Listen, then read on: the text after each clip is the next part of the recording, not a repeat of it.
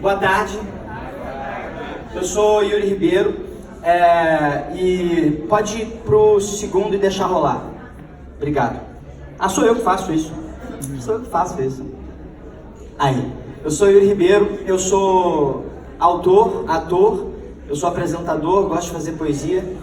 E eu poderia começar pelo final da história, porque ia ser muito mais legal, muito mais emocionante, mas eu vou contar um pouquinho da minha história, as principais etapas da minha vida e como as minhas decisões puderam me levar até hoje, para que cada um que estiver aqui, através das suas próprias etapas principais da vida, possam entender que o poder de tomar decisão é nosso, e conforme a gente toma decisão, conforme a gente toma rédea, a gente para de reagir e começa a agir pensando sobre aquilo que está acontecendo, porque nem sempre a gente consegue controlar o que acontece, mas a gente consegue controlar a nossa decisão a partir daquilo que acontece. A gente consegue chegar a lugares na vida. É sobre isso que eu estou aqui para falar hoje, e eu espero que vocês gostem. E saiu a apresentação, mas eu vou... Tá, obrigado. Eu nasci aqui em São Paulo, nasci na Zona Leste, no bairro Jardim Eliane, na Rua Cairê. E quando eu era criança, meu pai perguntou para mim e para minha irmã o que a gente queria ser. Os meus pais são de uma família cartesiana que acreditavam e continuam acreditando que a segurança da família está no funcionalismo público. E eles queriam que a gente fizesse isso também, colocava essa expectativa na gente. E quando eu tinha uns 7, 8 anos, ele perguntou pra gente, era um aniversário, a minha irmã de cara, ela já sabia o propósito dela muito criança. Eu quero ser médica, e ela hoje é médica. Eu não sabia, tava perdido, tava com um pedaço de bolo na mão, ele falou, o que você quer? Eu falei, mais um pedaço de bolo, pai, pode ser? Ele, não, o que você quer ser quando crescer, Zé Ruela?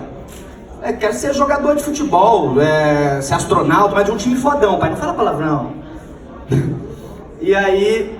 eu não sabia o que eu queria ser, essa é a verdade. Eu carreguei esse discurso que todo mundo tem, de ser jogador de futebol, de ser astronauta, de qualquer coisa aleatória, por algum tempo. Com 10 anos, a minha família precisou se mudar para o Tocantins. E eu falo precisou porque não decidiu.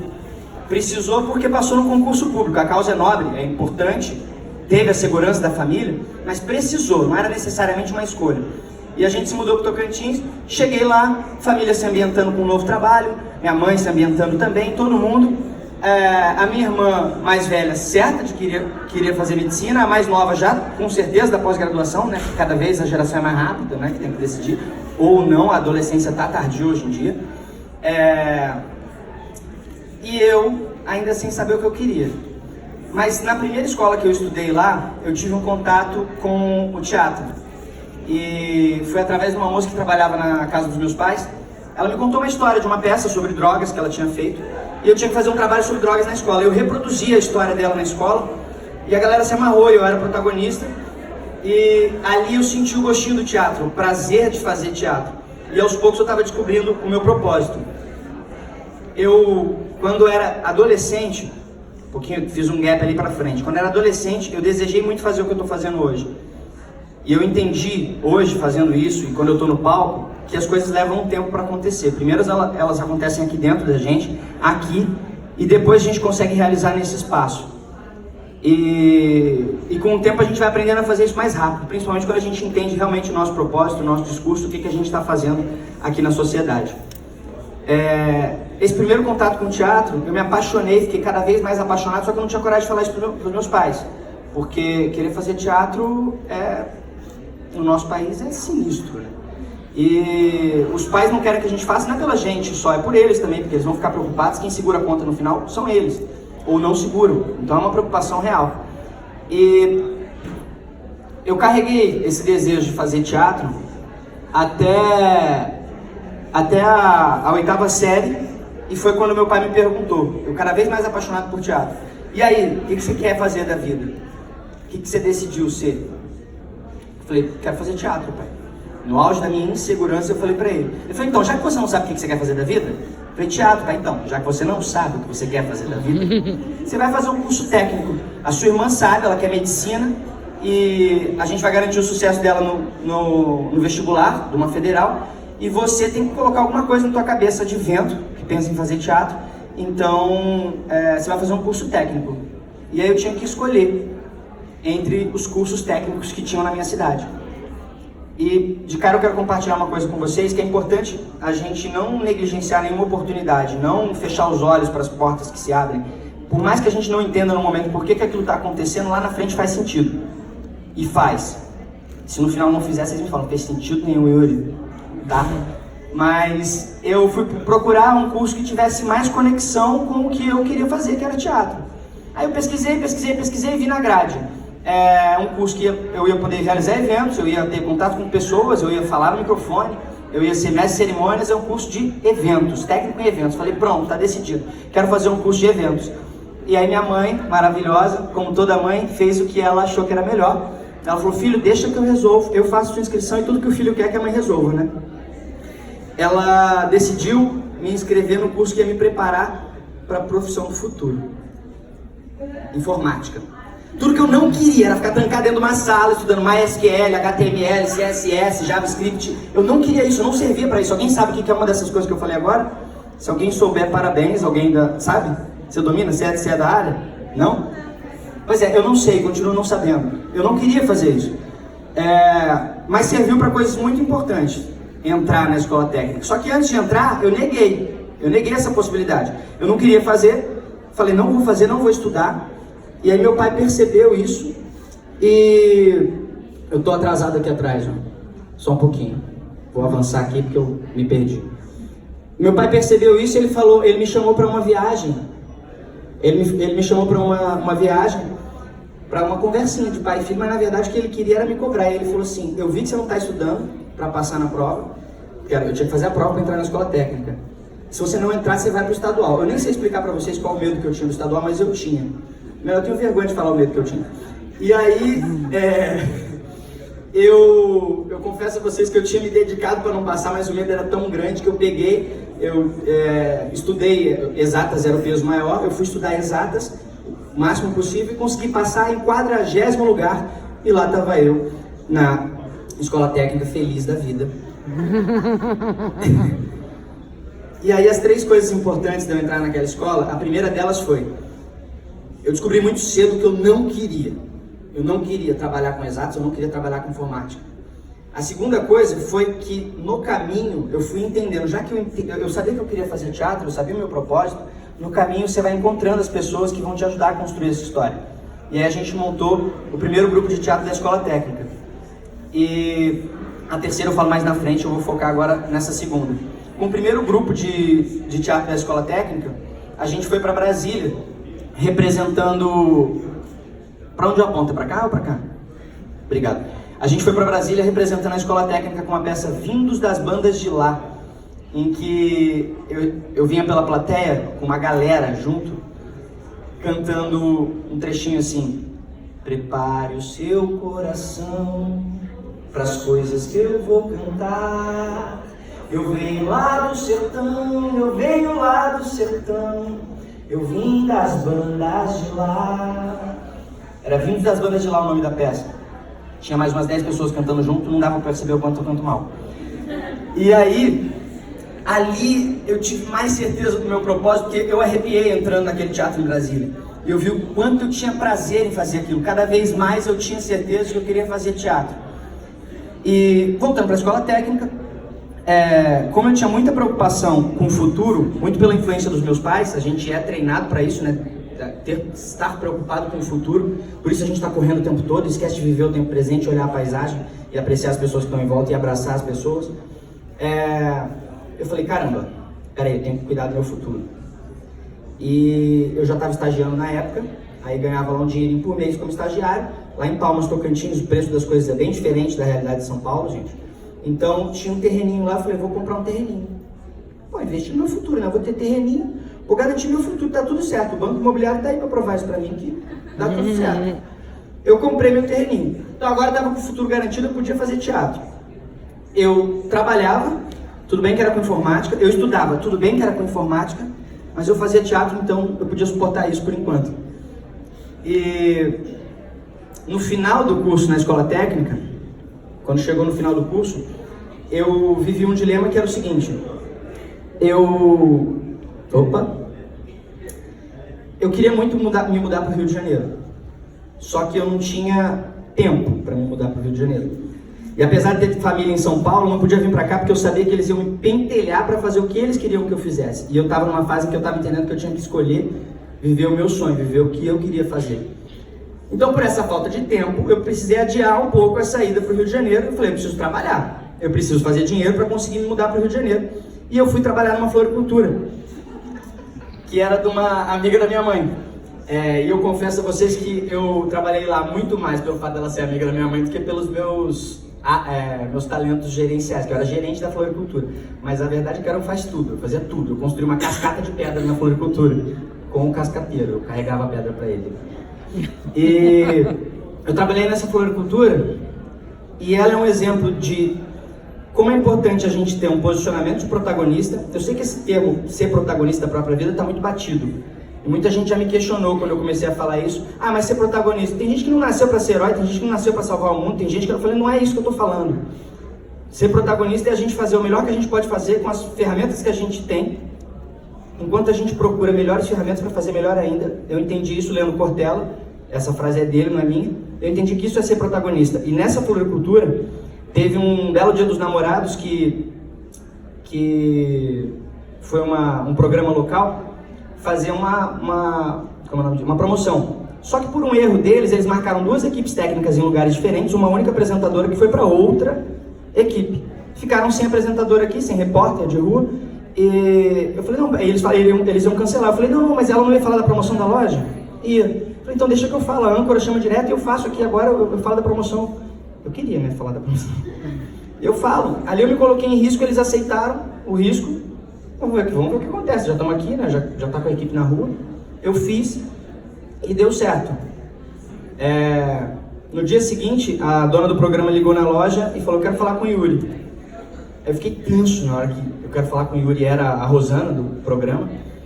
O que eu fiz de errado? O que deu merda? Ela falou, não, a gente gostou muito do teu trabalho e a gente quer chamar você para ser apresentador do programa. E aí eu fiquei radiante, eu fiquei feliz pra caramba. Trabalhando na floricultura, eu fui chamado para esse programa Gente de Classe, que é um desses programas sociais que fazem inaugurações de lojas, entrevistam celebridades locais. E meus pais acharam, pronto, agora ele vai quietar o facho e vai ficar aqui no Tocantins, né? Tá tudo certo, ele passa na televisão, ele queria ser famoso, é isso que ele queria. Ele queria estar na televisão, ele tá agora, tá tudo certo.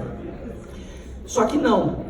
Quando isso aconteceu comigo, eu parei para pensar, falei, caramba, eu estava na floricultura, meio que um faz tudo, gerente faz tudo, e surgiu a oportunidade de eu ser apresentador de um programa local. Imagina se eu estudar isso, imagina se eu tinha desejo de fazer isso. Só que ao mesmo tempo, no momento em que isso aconteceu, só deu certo, porque como ele fez hoje comigo, e resolveu o meu problema, embora não fosse a função dele, ele não tinha que resolver o problema do meu vídeo, se não passasse, eu tinha que resolver. No dia que o programa foi lá para fazer a entrevista, também não tinha que resolver, não era a minha função. Sobre ser protagonista, eu tô falando disso, de fazer o que precisa ser feito, não importa a função de quem que é. Quantas vezes a gente vê gente no teatro, em empresas, seja lá onde for, tudo bem, a televisão é muito setorizada, a gente tem que respeitar muito o lugar de cada um, porque senão você toma bronca, toma um coió. Mas quantas vezes a pessoa fala, não é minha função, e daí, eu não tenho que resolver. Não, a coisa tem que ser feita, a história tem que ser contada, por isso que teatro é feito no coletivo. A história tem que ser contada, não importa se é sua função ou não, vamos fazer junto, vamos fazer acontecer. E aí aconteceu. E eu tomei coragem de me mudar para o Rio de Janeiro. Até esse ponto, eu estava fazendo faculdade de administração, estava trabalhando para juntar um dinheiro para vir para o Rio de Janeiro. E eu tomei essa decisão, encerrei um ciclo importante lá em Tocantins. Eu me despedi desse programa Gente de Classe. Eu encerrei abandonei a faculdade, na verdade, que eu não queria voltar. E me mudei para cidade maravilhosa, para o Rio de Janeiro. Quem aqui é ator? Uma galera. Vocês estão se conectando de alguma forma com o que eu estou falando? Produtores também? Muitas vezes a gente é levado a ser produtor, né? A gente começa como ator e é levado a ser produtor. E cada vez mais o ator contemporâneo tem que ser produtor, tem que produzir as próprias oportunidades. Cheguei no Rio de Janeiro. Lembra que eu falei que tinham 3 motivos para ter estudado na escola técnica? Me livrar da informática, saber que eu não queria aquilo, conectar com as pessoas certas. E um terceiro foi networking, que eu nem sabia o que era networking, mas foi networking. Eu conheci uma professora maravilhosa, Marilza, foi minha professora de química, era carioca, e ela falou pra mim, quando ela era meio bruxa, ela vinha assim e falava, o que você tá fazendo aqui? Sem conhecer. O que você tá fazendo aqui, cara? Teu negócio não é informática. e para outro assim foi. Ela acertou muita gente que foi ser médico, que foi ser apresentador, que foi ser ela acertou muita gente. Ela é espírita, mas enfim, não é esse o tema. E ela falou, o que você está fazendo aqui? Aí eu falei para ela o impasse que eu tinha com os meus pais, né? Eu tô aqui porque eu escolhi eventos, minha mãe achou uma bela ideia me colocar em informática, ela achou que era top.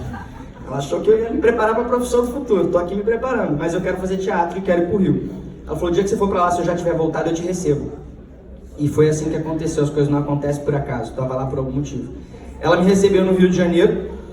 Então, quando a gente fala de networking, a gente pensa muito no profissional também, né? Que é isso, na real é isso, né? Você se conectar, criar uma rede para trabalhar, fazer dinheiro, trabalhar e tal.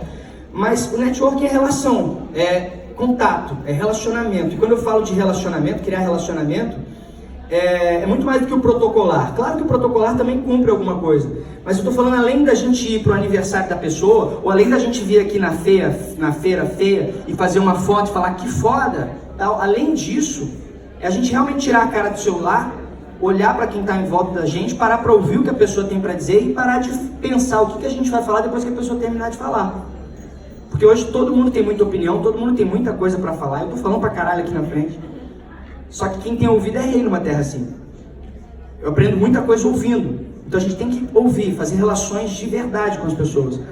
Eu cheguei no Rio de Janeiro, eu não preciso dizer para vocês que eu me senti um popstar. Na minha cidade, no programa, eu acabei ficando famosinho. E aí eu tinha entrado em festa, tudo que eu podia querer com 18 anos eu tinha. Entrado em festa de graça, conversava com as celebridades locais e tal. Eu cheguei me achando. Só que eu achava que o Rio de Janeiro era Leblon, era a novela do Manuel Carlos, todo mundo se chamava Helena.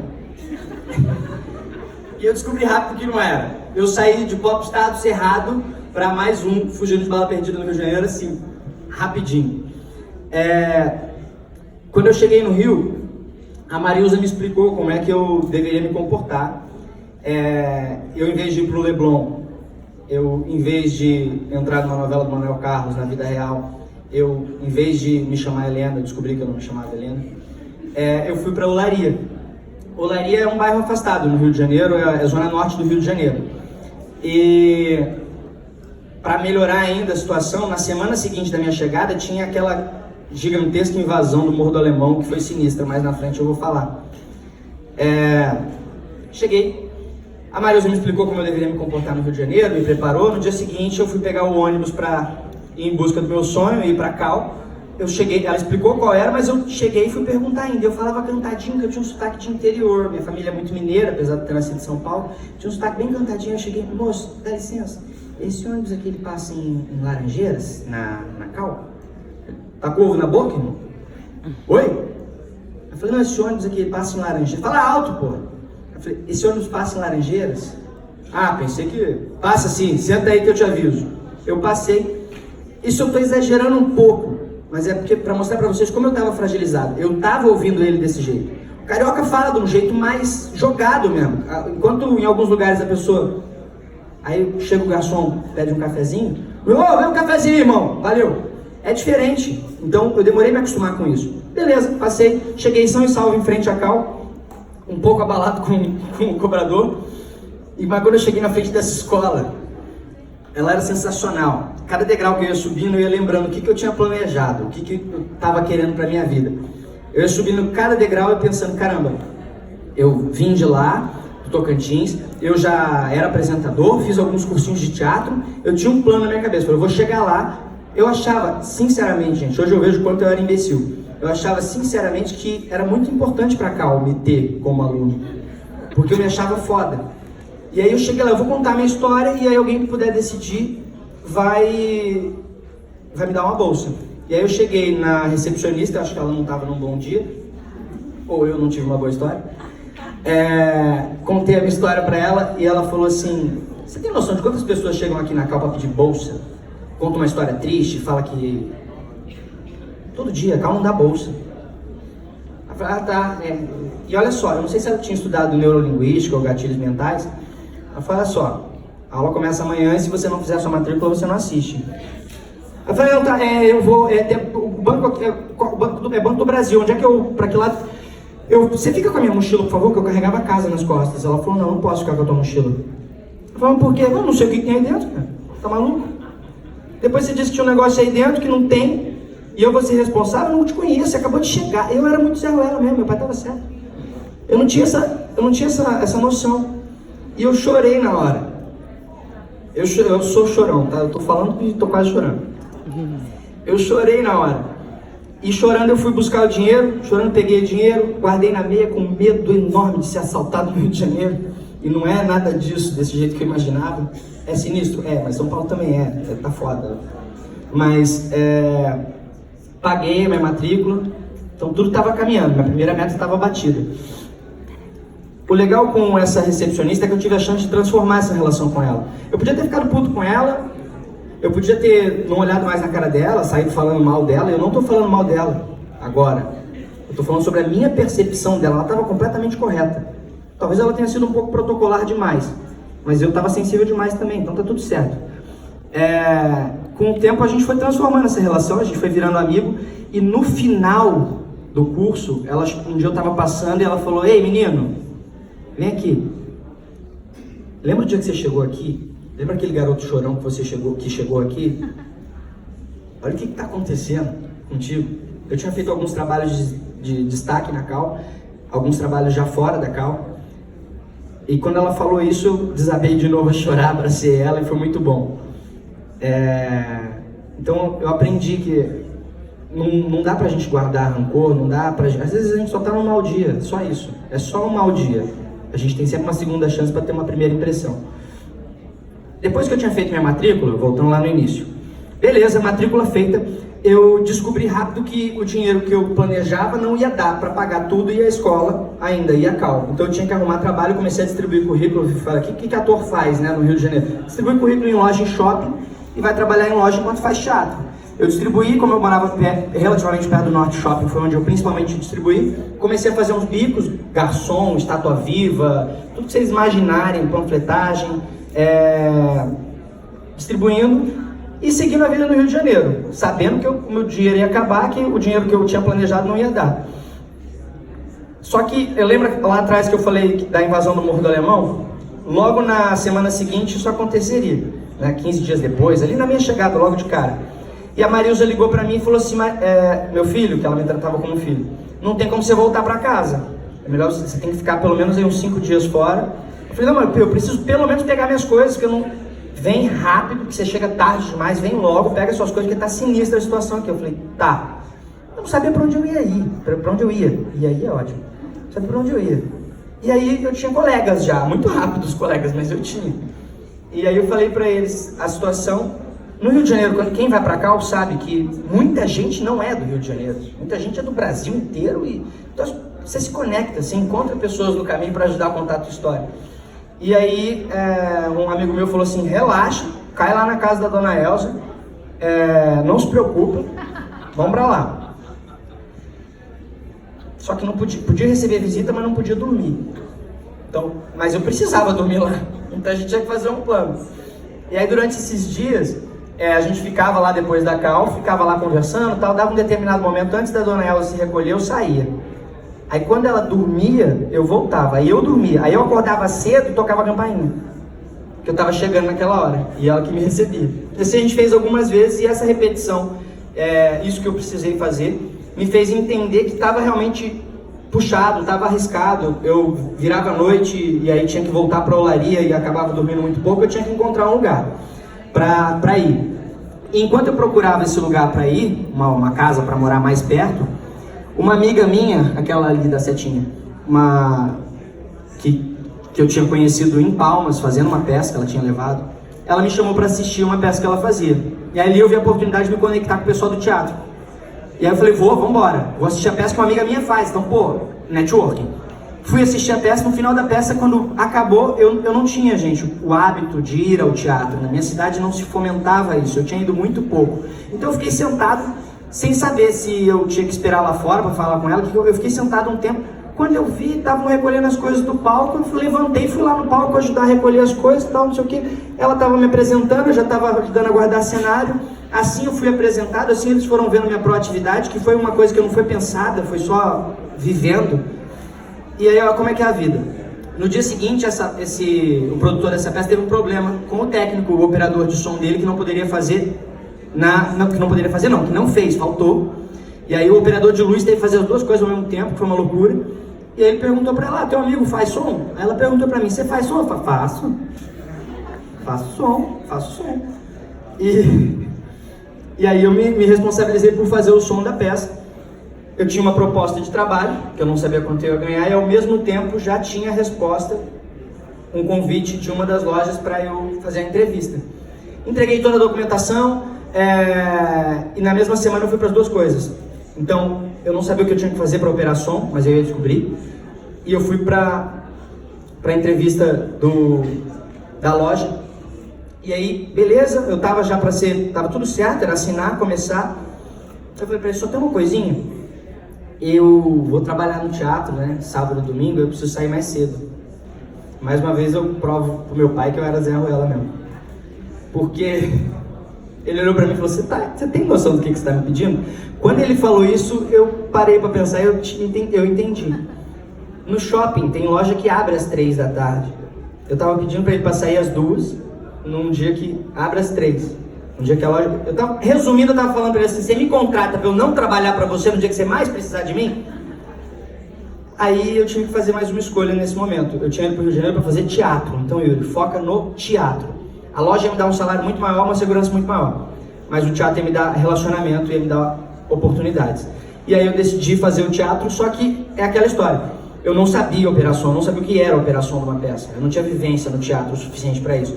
Só que primeiro você assume uma responsabilidade, depois você se vira para poder resolver o problema que você criou, que na verdade é um desafio para vocês ir seguindo.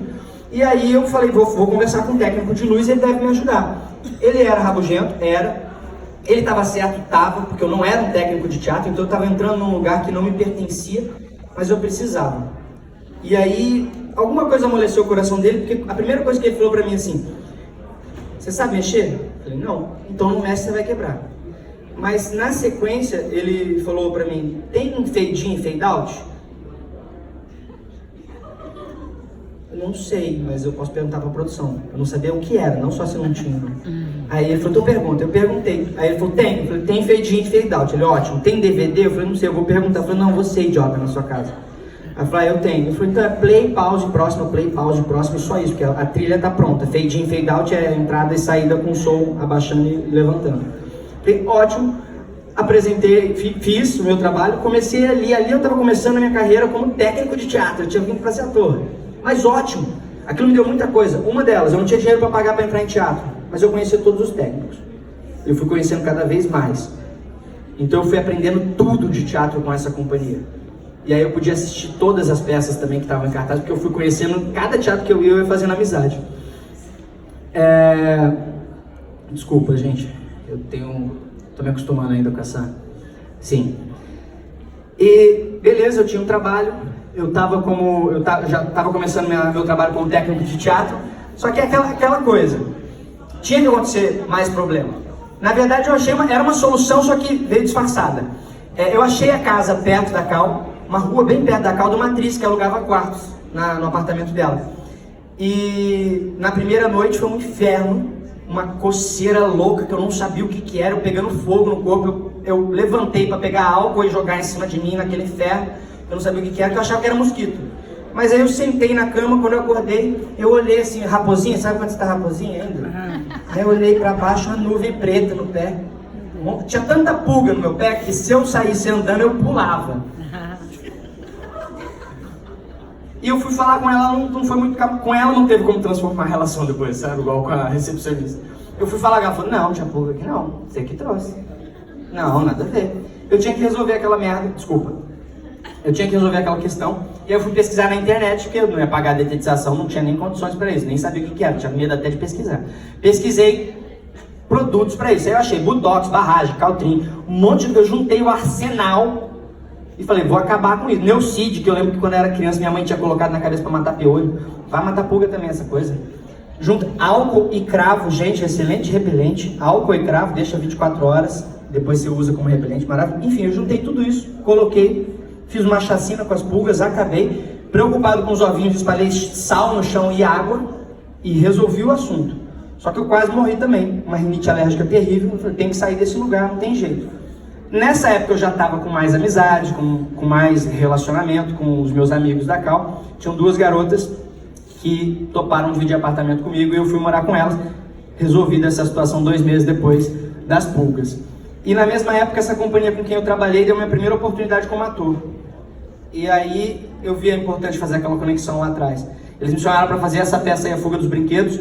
Eu era o... Sabe o dinossaurinho do Toy Story? Boneco não respira. O que eu tinha que fazer era fazer essa voz, era isso que eu tinha que fazer. Eu gostava de fazer voz, fiz, deu certo.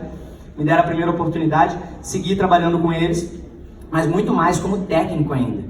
Eu estava começando a ficar famoso como técnico. Quando o produtor no Rio de Janeiro lembrava de mim, lembrava como técnico. Ou como faz tudo. Ou para montar cenário. Mas o ator Yuri estava ficando de lado. Estava praticando na Cal, fiz o infantil, legal. Mas os projetos de escola, legal. E aí eu tive que tomar mais uma decisão. Eu tinha que tirar isso da minha frente. Tirar essa cara de técnico da minha frente. Que eu acho maravilhoso, me ajudou muito. Mas eu tinha que transformar, mudar isso. Corrigir a rota. E aí eu comecei a pesquisar oportunidades que eu pudesse trabalhar como ator, ganhar dinheiro como ator, ser reconhecido como ator. E sair do horário que eu pretendia estar em cartaz, sair de técnico, para começar a me olhar como ator. Nessa mesma época eu montei um grupo de teatro, eu falo eu porque eu estou falando aqui, mas meus amigos, a gente montou um grupo de teatro, Os Trágicos, começou a fazer coisas. A gente fez uma sketch, Hamlet, em 15 minutos, e a gente levou pro Festu, a gente ganhou vários prêmios, foi super legal, mas dinheiro ainda nada. E aí eu conheci um projeto que faz peças em escola, que são obras literárias adaptadas para palco. E aí com essa galera, quando eu conheci eles tinham 6 peças só. Hoje em dia eles têm mais de 60, eu faço 30. Não é o tempo todo, é rodízio, né? As escolas vão escolhendo, então eu fico rodando entre umas 14 peças com ele, a cabeça fica louca. Tem dia que eu chego e falo, Priscila, por onde é que entra a carroça? Ela, que carroça? Ah, não é Don Quixote, é Sargento Milícias, ok. Então, essa loucura, mas é super maneiro, é uma escola. Então eu conectei com eles, e aí eu comecei a trabalhar muito com isso nas escolas, e isso começou a me dar dinheiro, ótimo.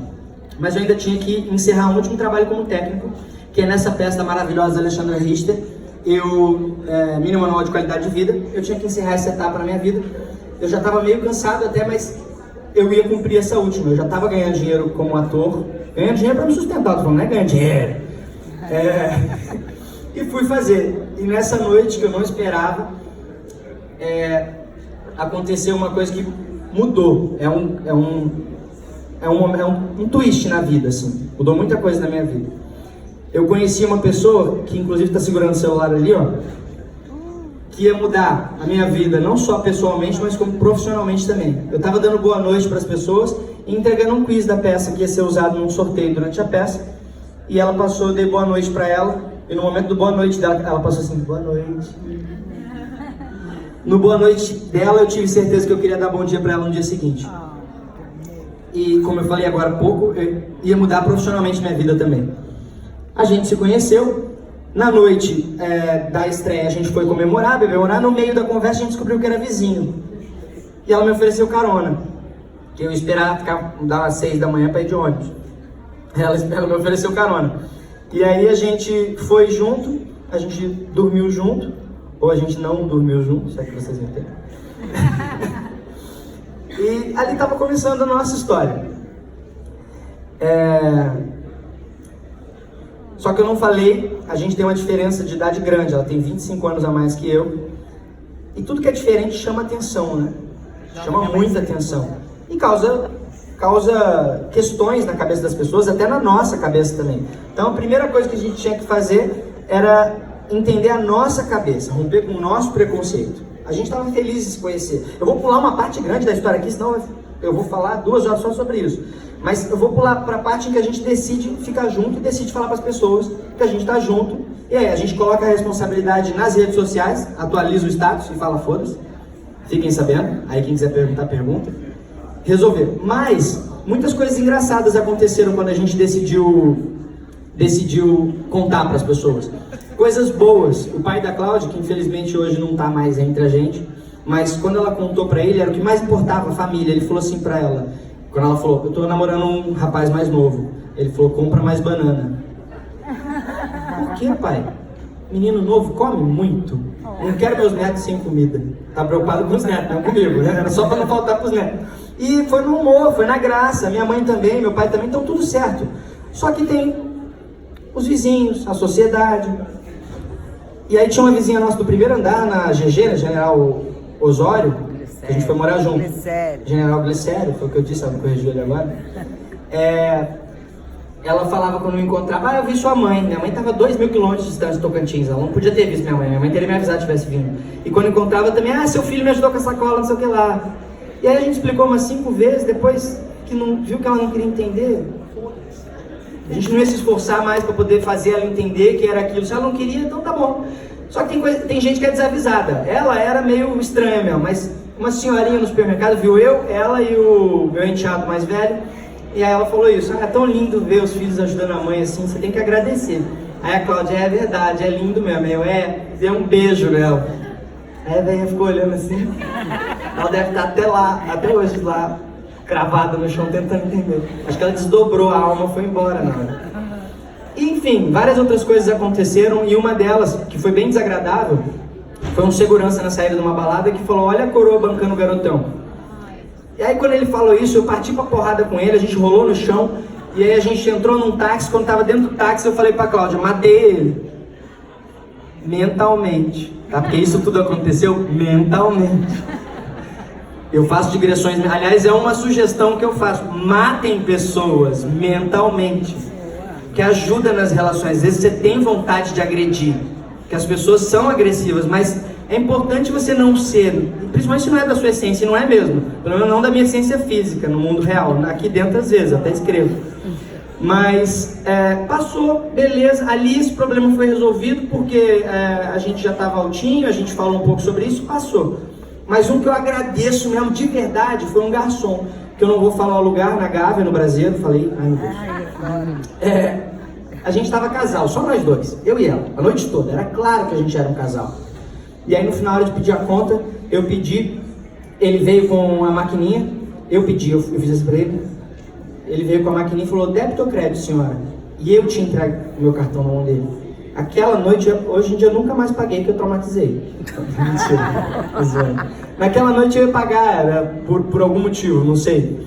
E aí, em vez de dividir, ele falou, débito ou crédito, senhora? Eu falei, querido, débito, tá? Querido, fofo. Eu tô lá, tal, não sei o que, ele arrancou um papelzinho, no segundo ele arrancou e soltou do lado dela da mesa. Cara, eu agradeço esse cara tanto, mas tanto, porque nesse dia, foi tão sinistro na hora, assim, que a gente ficou os dois com cara de pateta, olhando um pra cara do outro, sem entender aquilo. A gente pegou o probleminha, guardou na bolsa, os dois com cara de palhaço triste, não falou nada sobre isso, que a gente não conseguia falar, e foi pra casa. Depois, conversando sobre isso, vou fazer sketch sobre isso, eu gosto de escrever sketch de humor, vou fazer sketch, vamos transformar isso em outra coisa. Comecei a fazer sketch de humor, fazer stand-up sobre o assunto, mas eu não estava bem encaixado ainda nisso. Aí conversando com o filho mais velho dela, ele falou, por que você não faz uma peça? Eu falei, por que não, né? Por que não? Só que eu não sabia escrever, mas eu escrevi sketch, peça não. Mas já que eu sabia escrever sketch, eu falei, vou fazer nossa vida em sketches. Aí eu escrevi umas 80 páginas de sketches, que a gente deu o nome no início de débito ou crédito, que era a situação. E aí eu saí apresentando junto com ela, a gente saiu apresentando para amigos. Ela é empresária artística, Marcos Caruso é um empresariado dela, Alexandra Richter é uma empresariada dela. A gente apresentou para eles dois, Marcos Caruso criticou, falou todas as questões, você não tem dramaturgia. É engraçado pra caramba que você escreve, mas não tem dramaturgia, não torce por ninguém. E assim foi uma sequência de pessoas ajudando. Eu não sabia escrever, mas mais uma vez eu encontrei pessoas que me ajudaram. E Júlia Lordelo foi a principal. Ela sentou comigo e ela fez uma análise técnica, ela recebe para fazer isso, ela fez para mim de graça e ela é parceira nossa hoje. No meio do caminho, essa história se transformou no título Vou deixar de ser feliz por medo de ficar triste? Essa é a pergunta. Vou deixar de ser feliz por medo de ficar triste? E aí veio uma peça, no início de 80 páginas de sketch, virou uns 55 páginas de uma peça. A gente concorreu a prêmio no Fita, ganhou prêmio no Fita, ganhou prêmio no Botequim Cultural, a gente ganhou um monte de prêmio. Eu fico muito feliz em compartilhar isso com vocês, porque eu não esperava. Quando eu comecei quando eu decidi fazer teatro, eu não esperava que ia chegar nesse lugar. Eu não sabia onde ia chegar exatamente, eu sabia que eu queria fazer teatro, eu sabia que eu queria contar histórias.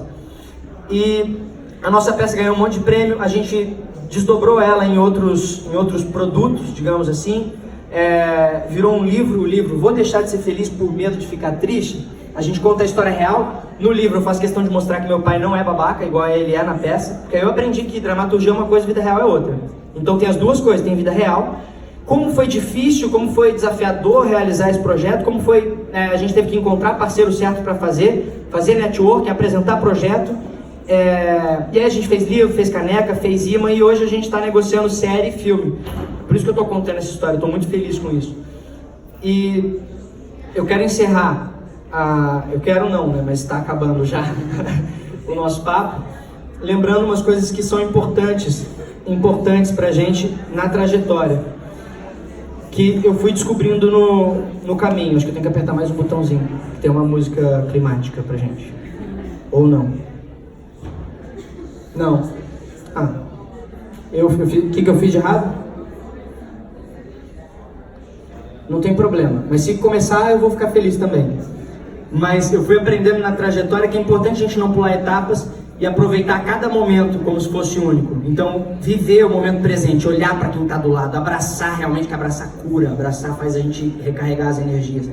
Eu aprendi que a gente tem que ter um propósito na vida. O meu eu descobri, e pode mudar, ele muda, a cada tempo muda. Eu aprendi que a gente tem que ter um propósito e a gente tem que alinhar com o nosso discurso. As pessoas estão mais preocupadas com o que a gente faz do que com o que a gente fala. Posso subir aqui e falar um monte de mentira. Só que se eu não fizer isso na minha vida depois, ninguém vai acreditar em mim. Rapidinho as coisas se desmascaram, porque hoje todo mundo tem uma emissora na mão, tem um celular na mão. Tem que comprovar o que a gente está fazendo. Então eu aprendi a não pular etapas, aprendi a ter um propósito na vida. Eu aprendi que a gente tem que experimentar o diferente, porque ele pode levar a gente a lugares inimagináveis. Eu aprendi que a gente tem que parar de reagir. A gente tem que começar a agir. A gente tem que ir para ação. O Bora Vender, ele fala, é atitude. Vai para ação. Começar a fazer, pensar e fazer. Vai para ação. E eu entendi, e eu quero trazer essa pergunta pra gente.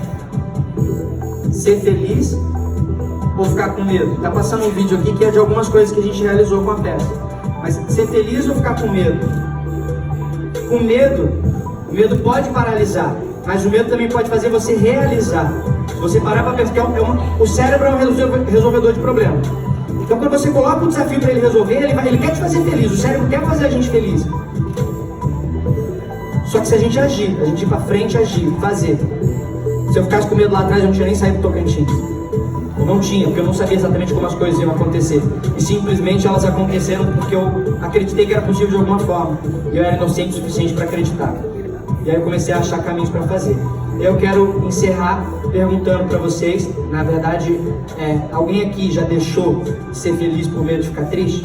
Eu abro para o nosso momento de perguntas e quem quiser contribuir de alguma forma, que vocês falem, contem a história de vocês. Alguém aqui já deixou de ser feliz por medo de ficar triste? Já deixou de fazer alguma coisa? Já deixou de viver um sonho no teatro? Ou seja lá o que for? Alguém quer fazer alguma pergunta? Essa é a história que eu queria contar para vocês. Obrigado.